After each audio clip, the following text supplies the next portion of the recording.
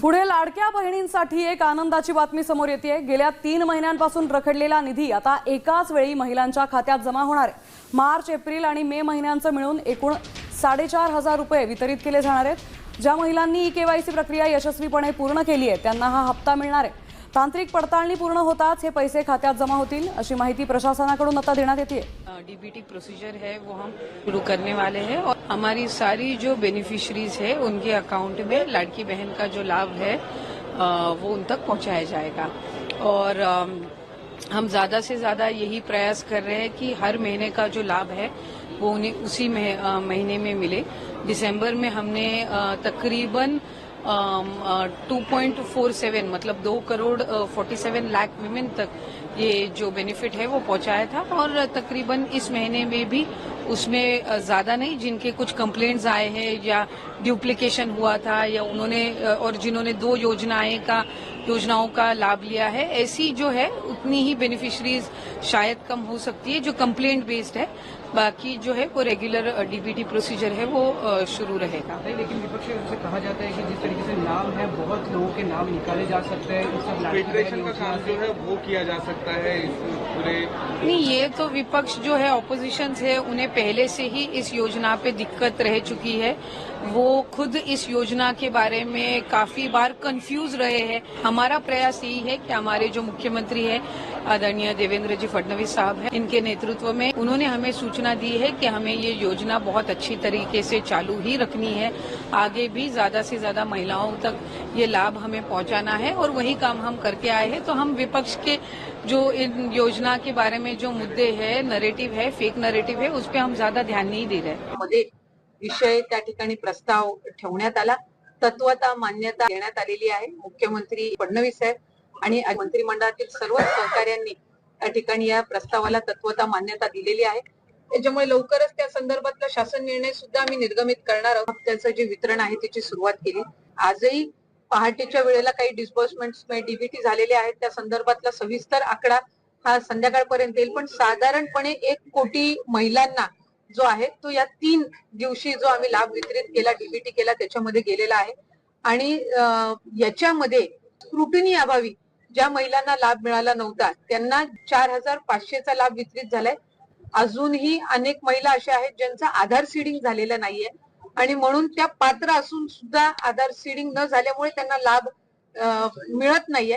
आम्ही आजही मंत्रिमंडळाच्या बैठकीमध्ये सन्माननीय मुख्यमंत्री महोदय, दोन्ही उपमुख्यमंत्री आणि मंत्रिमंडळातील सहकाऱ्यांसमोर हा अहवाल ठेवला की त्या जिल्ह्यामध्ये त्या पालकमंत्र्यांनी आधार सीडिंग मुळे ज्या महिला लाभापासून वंचित राहिलेल्या आहेत त्या संदर्भामध्ये अधिक लक्ष केंद्रित करणं गरजेचं आहे। ज्या महिलांना लाभ मिळत आहे ते निश्चितपणाने आनंददायी आहेत। आम्हाला अनेक वेळेला आम्ही प्रत्येक जिल्ह्यामध्ये गावामध्ये जातो।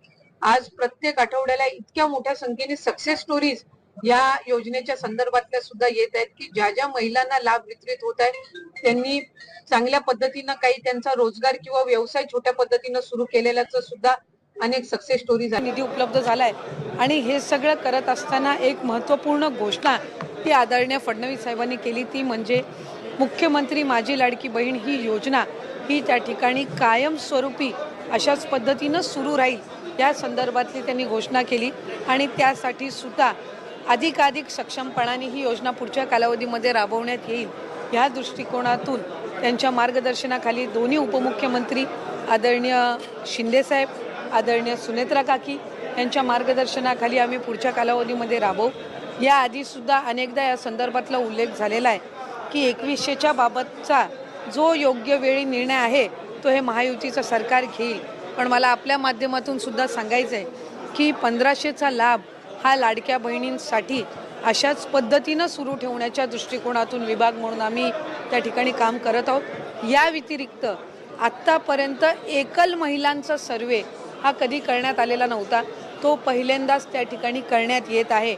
आणि एकल महिलांच्या दृष्टिकोनातून एक चांगलं धोरण हे महायुती सरकारच्या माध्यमातून पुढच्या कालावधीमध्ये येणार आहे।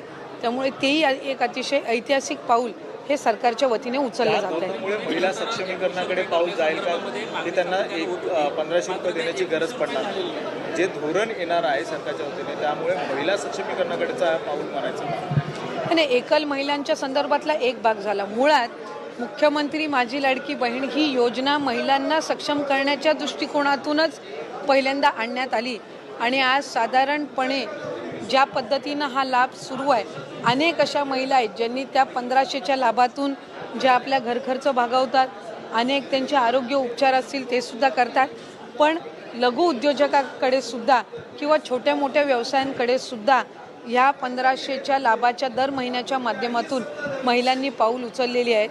आणि आमच्यासाठी अशा अनेक सकारात्मक ज्या केस स्टोरीज आहेत या निश्चितपणाने लक्षात घेऊन पुढच्या कालावधीमध्ये फायनान्शियल लिटरसी ज्याचा उल्लेख किंवा आर्थिक सक्षमता महिलांमध्ये आणणं ह्या दृष्टिकोनातून आम्ही काम करणार आहोत, जेणेकरून लखपती दिदी असतील यांचं उद्दिष्ट गेल्या वेळेला 37 लाखाचं होतं. 37 लाख माता भगिनी या लखपती दिदीच्या त्या ह्याच्यामध्ये लाभ घेत आहेत, म्हणजे वार्षिक त्यांचं उत्पन्न 1 लाखाच्या पुढे जात आहे.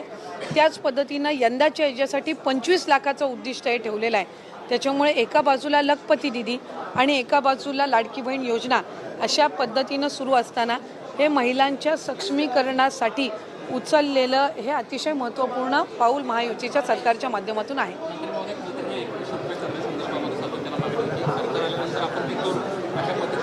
सरकार हे आमचं 5 वर्ष आहे, त्याच्यानंतरचे पुढचे 5 वर्ष निश्चितपणाने महाराष्ट्र राज्याची ही जनता महायुतीच्या सरकारला निवडेल याबाबत काही शंका नाही.